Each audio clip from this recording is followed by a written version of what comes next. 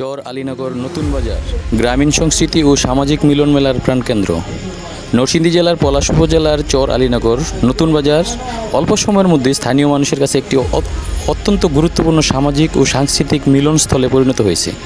ছোট্ট পরিসরে গড়ে ওঠা এই বাজারে প্রতিদিনই দেখা মিলে গ্রামীণ জীবনের ঐতিহ্য, আন্তরিকতা ও প্রাণচাঞ্চল্যর।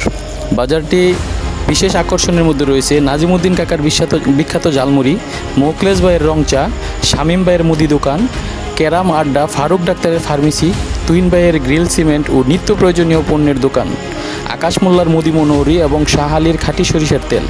এসব দোকানকে ঘিরে প্রতিদিন জমে ওঠে মানুষের আড্ডা, কেনাকাটা, সামাজিক যোগাযোগ সব মিলে চর আলীনগর নতুন বাজার একটি কেনাবেচার স্থান নয়, এটি গ্রামীণ সাংস্কৃতিক বিনোদন ও সামাজিক বন্ধনের এক প্রাণকেন্দ্র।